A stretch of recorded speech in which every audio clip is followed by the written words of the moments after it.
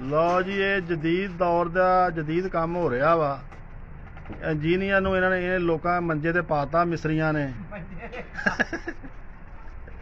जिन्हां ने इन्हां नाल मशीनरी का खर्चा किया वा।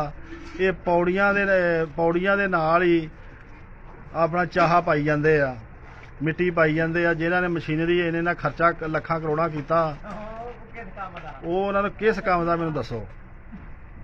ये सवाल का जवाब जरूर देना वा। आ देखो हाँ की बन रहा इत्थे। मुल्क कहते तरक्की नहीं कर रहा, मुल्क तो तरक्की तो तां जा रहा वा। देखो हाँ आ साडे जनाब मिस्त्री साहब आ, ये इंजीनियर साडे ये आ। ये सारी इन्हां दी कोशिशां दे नाल जिहड़ा काम हो रहा जी। देखो वाह भाई वाह, की करोगे। औड़ियां 10 करोड़ की मशीन आउंदी, 2 करोड़ की आउंदी आ, वो अपना इंजीनियर तो रह गए। एक साडे कोल इंजीनियर होर आ जी, ये अज आया वा।